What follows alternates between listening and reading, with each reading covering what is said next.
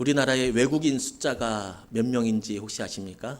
외국인들, 우리나라에 거주하는 외국인들.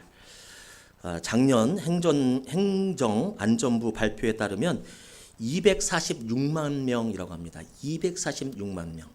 우리나라에 거주하는 외국인들의 숫자가. 이 246만 명이라고 하는 숫자는 대전 인구 수가 150만이 좀 안 되거든요. 그러니까 우리 대전의 모든 인구보다 100만 명이 더 많은 거예요. 100만 명. 100만 명이면 엄청 큰 숫자죠. 외국인 노동자가 없으면 농촌이나 공장이 돌아가지 않는다라고 하는 뉴스는 어제 오늘의 뉴스가 아닙니다. 벌써 그렇게 된 지는 한참 됐습니다. 그들을 향한, 외국인 노동자를 향한 따가운 시선이 존재합니다. 그것도 나름대로는 이유는 있을 것입니다. 이유는 있을 것입니다. 그러나 따가운 시선이 존재하는 것은 이유는 있겠지만 이제는 함께 살아가야 할 현실이 되었습니다. 우리는 그들과 함께 살아가야 할 현실. 왜냐하면 외국인 노동자가 아니면 우리나라의 모든 산업들, 모든 기반들을 이끌어갈 수 없기 때문에 우리나라 인구는 계속 줄고, 그래서 우리는 외국인 노동자들, 외국인들과 어떻게 하면 지혜롭게 잘 연합해서 살아가느냐, 함께 공존하느냐, 그것이 문제이고 그것에 노력을 해서 지혜롭게 풀어가야 합니다.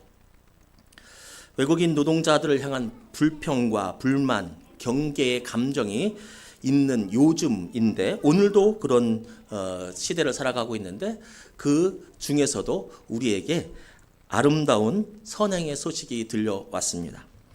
지난달 3월에 경북 지역에 아주 큰 산불이 났습니다. 아주 큰 산불이 났습니다. 4월 2일자 행정안전부에 따르면 사망자 숫자만 31명입니다.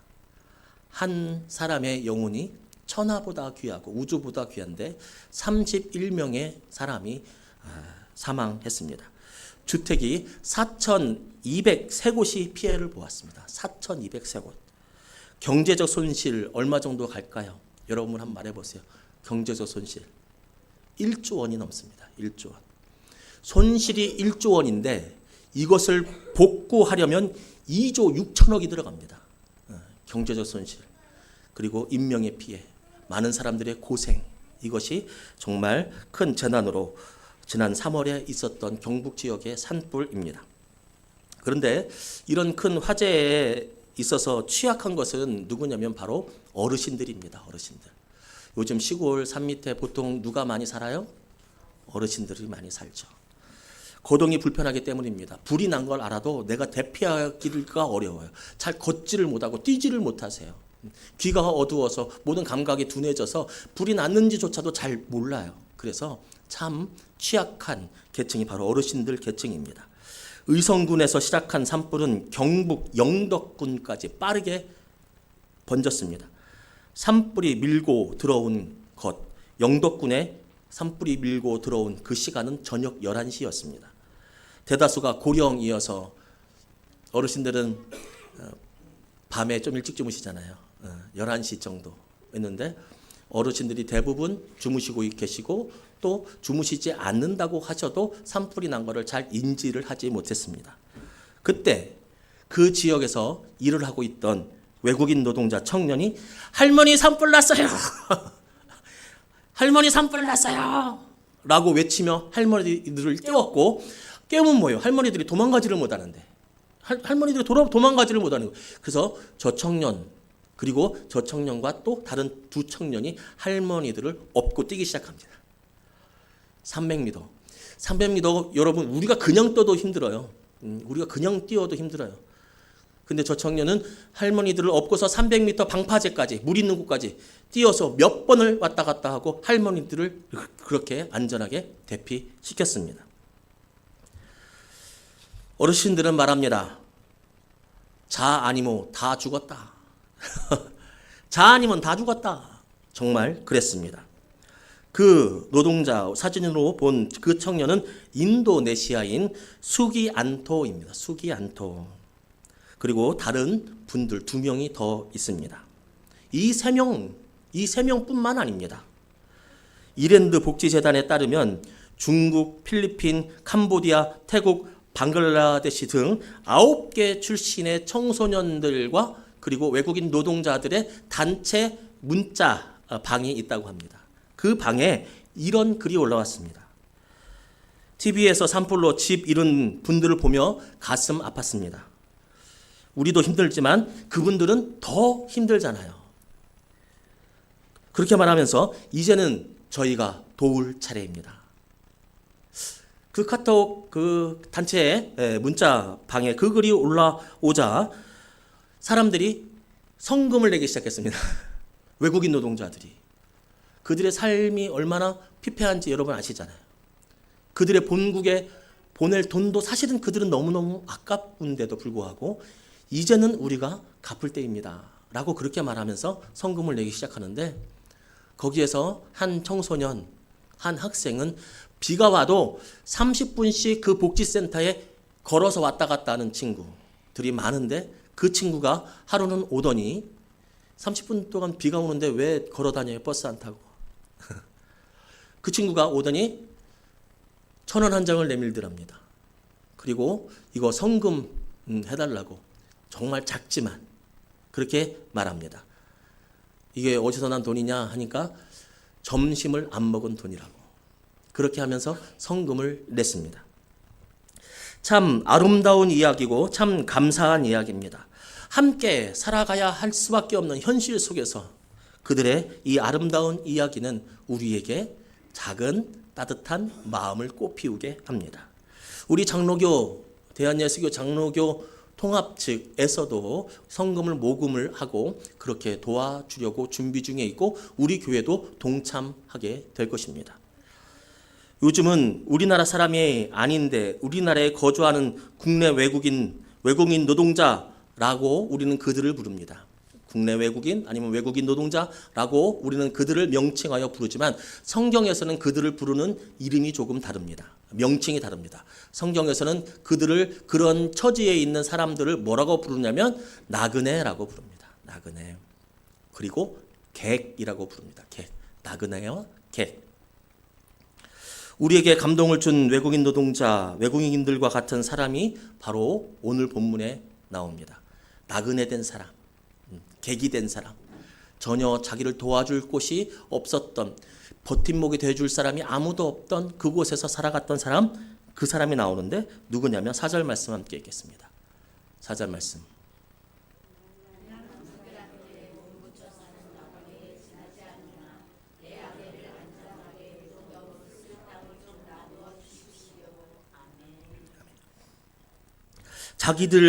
자기를 나 자신을 당신들 나라에서 빌부터 살아가는 사람입니다. 나는 당신들 나라에 사는 외국인 노동자입니다. 나는 나그네이고 객입니다. 그런데 내 아내가 죽었습니다. 그런데 이 아내를 장사를 해야 되겠는데 장사할 땅이 없습니다. 이곳은 내 나라가 아니기 때문에 이것은 내가 터전을 잡고 살아간 곳이 아니기 때문에 땅이 없으니 부디 우리 아내가 장사할 수 있도록 그 묘지를 좀 마련해 주십시오.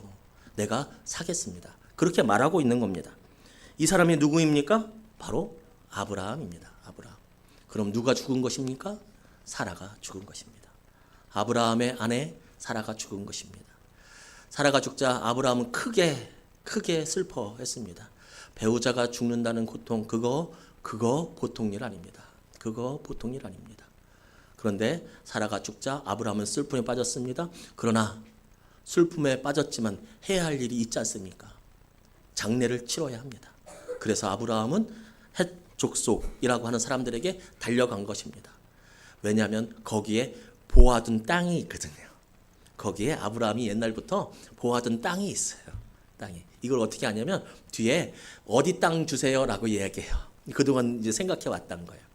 그런데 우리가 한번 살펴보아야 합니다. 왜 아브라함은 그 땅 주인에게 자기가 보아두었던 땅의 주인에게 바로 가지 않고 헷 족속이라고 하는 사람들 공동체를 찾아갔을까? 왜 사람들을 불러 모으고 왜 그 사람들에게 얘기했을까? 여러분 저한테 땅을 살려면 누구한테 찾아와야 돼요? 교회를 찾아와야 돼요? 저를 찾아와야 돼요? 몰라요? 부동산을 찾아가야 돼요? 교회 땅을 살려면 교회를 찾아와야죠. 그죠? 제 땅을 살려면 저를 찾아와야 되는데 쉽게 말하면 제 땅을 제 집을 살려고 교회에 이렇게 사람들 앞에 얘기하는 거예요. 우리에게 땅을 파십시오. 내가 부인이 죽었습니다. 이렇게 말하는 게 이게 앞뒤가 안 맞아요. 근데 왜 그랬을까? 거기에는 사정이 있었습니다. 당시 이방인들, 나그네들은 외국인들에게 땅을 팔지 않았습니다. 나그네들에게 땅을 안 팔았어요. 쉽게 말하면 지금 외국인 노동자들에게 땅을 안 팔았어요. 이거 여러분 우리도 비슷합니다. 우리도. 외국인 국내 부동산 취득 관련 제도는 1961년에 만들어졌습니다. 외국인 토지법을 제정하였습니다. 그래서 1998년까지 얼마 안 됐죠. 1998년까지 6월 26일 전에는 허가 등 규제 중심으로 운영되었습니다. 그러니까 안 파는 쪽으로 최대한 안 파려고 최대한 외국인들이 우리나라 땅을 못 사도록 그렇게 규제를 했습니다. 1998년까지 그때까지. 그 뒤로는 이제 신고제로 좀 많이 유연했지만 그때까지도 외국인들에게 땅을 잘 팔지 않았어요. 지금도 이런데 그 당시 몇천 년 전에는 그 폐쇄적인 그 시대에는 지금은 지구촌이다 해서 뭐 해외도 왔다 갔다 하는 이 시대도 그런데 그 당시에는 얼마나 폐쇄적이고 얼마나 보수적이었겠습니까? 그래서 외국인들에게, 거류민들에게, 나그네에게, 객에게 땅을 팔지 않았습니다. 그래서 아브라함은 공동체를 찾아가서 간 거죠. 땅을 팔려면 외국인들이 땅을 살려면 몇 가지 방법이 있었는데 그것은 무엇이냐면 땅을 살려고 하는 사람들에게 양자로 들어가든지 이렇게 그 사람의 호적이 입적이 되면 같은 법적으로는 가족이니까 팔 수 있게 되었죠. 또 한 가지는 뭐냐면 공동체 전원, 공동체 모든 그리고 공동체에 유력한 사람들이 그래 팔아라라고 하는 승인이 나면 그때 땅을 팔 수 있게 되었습니다. 그래서 아브라함이 그 사람들을 찾아간 겁니다. 제 아파트를 팔려면 여러분들의 허락이 있어야 되는 거예요. 그래서 저를 찾아온 것이 아니라 바로 우리 모두를 찾아온 것이시죠. 그렇게 유지들에게 땅을 좀 팔라고 우리 아내가 죽었다고 그렇게 아브라함이 읍소를 하고 있는데 그 공동체 사람들과 유지들이 뭐라고 하는지 우리 5절 6절 말씀 함께 읽겠습니다. 5절과 6절 말씀.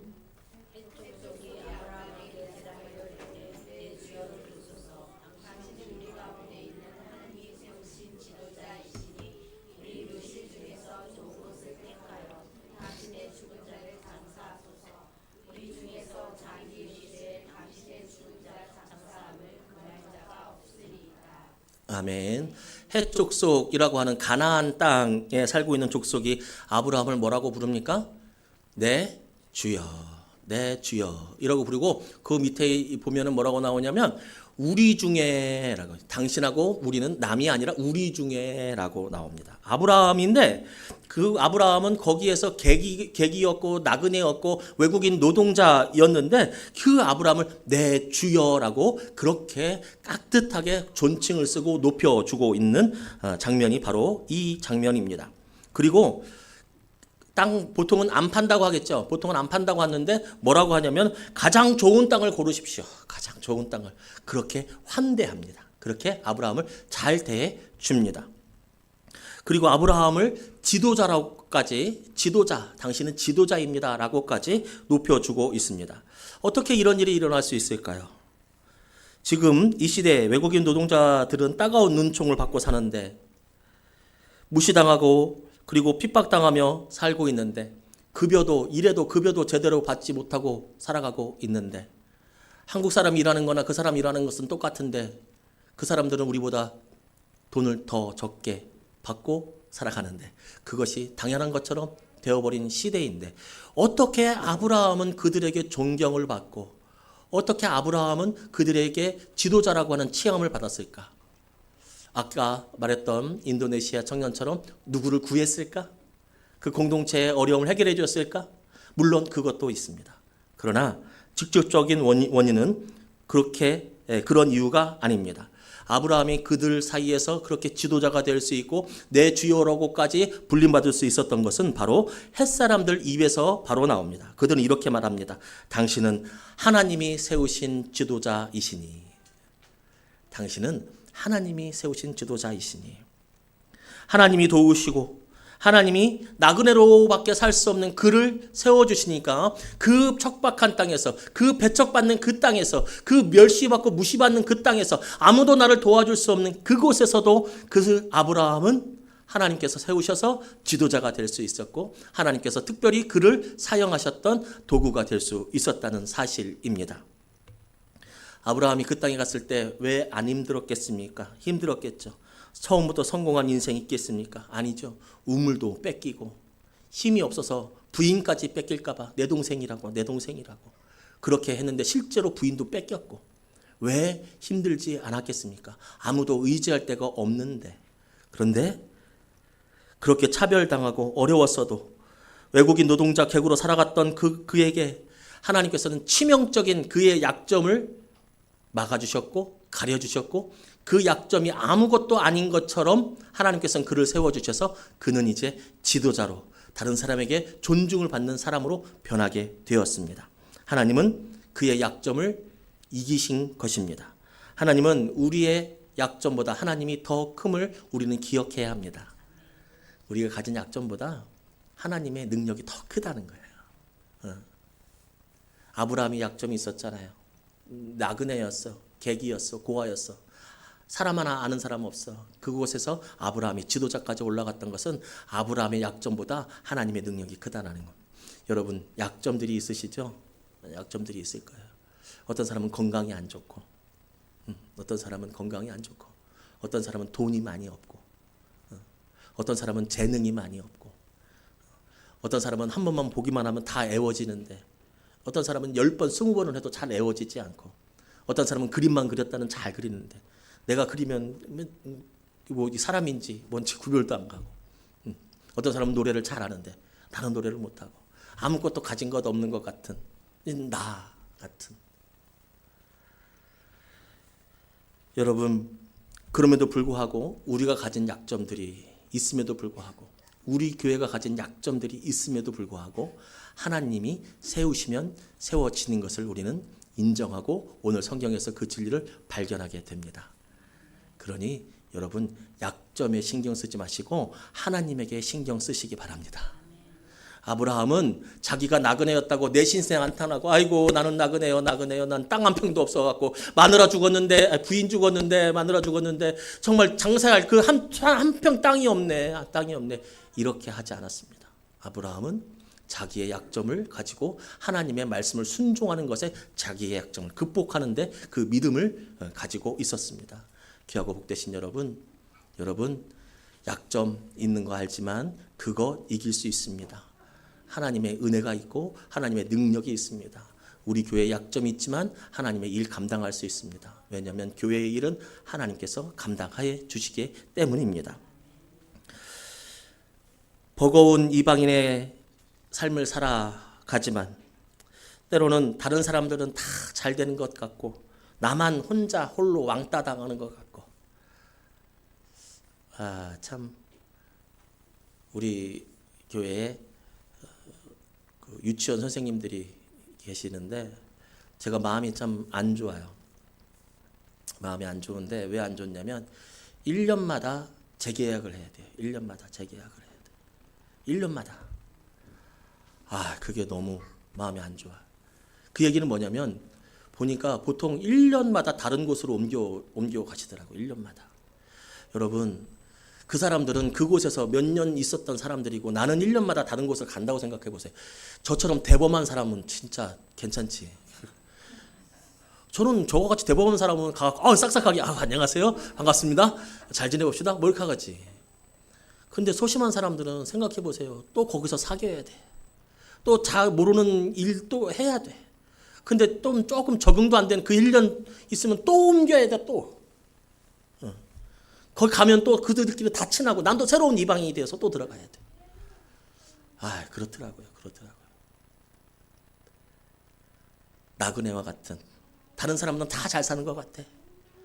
다른 그 친구들 보면은 명품백 들고 다니고 골프 치는 거 막 카톡에 올리고 나는 뭔가 나만 소외된 것 같고 그런 것 같을 때가 있죠. 그러나 여러분 기억하십시오. 우리가 하나님 말씀 순종하고 하나님께서 우리를 보호해 주시니 우리는 아브라함처럼 다시 일어날 수 있게 될 것입니다. 그 축복 우리에게 부어 주실 것입니다. 아니, 부어 주고 계십니다. 그 여정 속에 우리가 있는 겁니다. 그 여정 속에 우리 모두에게, 그리고 우리의 자녀들 위해 하나님께서 아브라함에게 주셨던 그 축복이 있기를 주님의 이름으로 축복합니다. 이방인이지만 지도자가 되는 축복. 나는 약점이 많지만 많은 것들이 협력하여서 나의 삶을 협력해주는 그 축복. 그런데요, 이 땅에서 그런 아브라함의 축복을 우리가 받고 살아야 하지만 그걸로는 부족합니다. 몸만 건강하면 안 됩니다. 돈만 많으면 안 됩니다. 왜 그러잖아요. 공부 못하는 아들이 친구 3명을 데리고 와서 라면 먹고 있었다잖아요. 라면을 막 맛있게 먹고 있는데 엄마가 들어왔어요. 엄마가 들어와서 그래, 라면 맛있게 먹어라. 근데 야, 니네들은 누가 1등 하냐 반에서? 그래서 이게 물어본 거예요. 그래서 어떤 여자애 있어요. 그렇게 한 거예요. 남녀공학 여자애들이 보통 공부를 잘하잖아요. 전교에서는 누가 1등 하냐? 여자가 잘해요. 그럼 니네는 어떻게 공부 열심히 하냐? 우리는 착해요. 우리는 착해요. 예, 착해야죠. 근데 또 착하기만 하면 또 안 되잖아요. 자기의 인생을 개척해 나갈 힘도 있어야 되잖아요. 여러분, 몸 건강해야 하고 아브라함에게 주신 하나님의 복, 우리의 약점을 이기고 이방인과 같은 이 땅에서 정말 나홀로 떨어져 살아갈 수밖에 없는 이 땅에서 하나님께서 은혜 주셔서 정말 지도자로서의 내가 가지고 있는 모든 것을 하나님께 드리기에 부끄럼 없는 그 풍성한, 그리고 이웃과 나누는 거에 정말 많은 것들이 풍성하면 그것이 은혜가 있을 것이지만 그것만 있으면 안 되잖아요. 또 뭐가 있어야 됩니까? 영혼이 잘 돼야 됩니다. 영혼이 잘 돼야 됩니다. 그래서 그렇게 축복하잖아요. 영혼이 잘됨 같이 범사가 잘 되고 몸이 강건하게 되기를. 우리는 몸 그리고 범사 이것만 놓고 기도할 것이 아니라, 이것만 놓고 준비할 것이 아니라 하나님의 은혜로 잘 되어야 될 것이 있는데, 그것이 바로 무엇이냐면 영혼입니다. 영혼. 왜입니까? 이 땅은 길어봐야 100년입니다. 길어봐야 100년. 더 길게는 140년. 제가 왜 140년이라고 했는지 아십니까? 제가 노회를 갔는데 거기서 목회자 노후 대비 특강을 해줬어요. 노후를 대비해라. 그 특강했는데 거기서 사진 한 장을 보여주더니 그 미국 잡지에서 이제 조사를 했대요. 그래서 어린아이가 아기 사진을 딱 보여주면서 요 아이가 몇 살까지 사는 것을 목표로 할까요? 라고 물어본 거예요. 지금 우리는 보통 어떻습니까? 80, 85, 90 이렇잖아요. 요 아이는 기대 수명이 몇 살일까요? 했어요. 근데 그 아이 몇 살인 줄 아십니까? 140세. 지금 태어나는 아이들은 140세. 그분은 또 뭐라고 하냐면 10년에서 15년 사이에 암은 정복된다는 겁니다. 140살까지 사는 거예요. 그래도 140살 끝나요. 언젠가 끝나요. 140살 뭐 금방 또 끝나요. 그 뒤에는 무엇이 있습니까? 영원한 하나님의 나라가요. 그러면 이 땅에서 시선을 다 빼앗기고 이 땅의 것만 추구하고 살면 그것은 어리석은 사람이 되겠죠. 우리의 영혼이 잘 되어야 됩니다.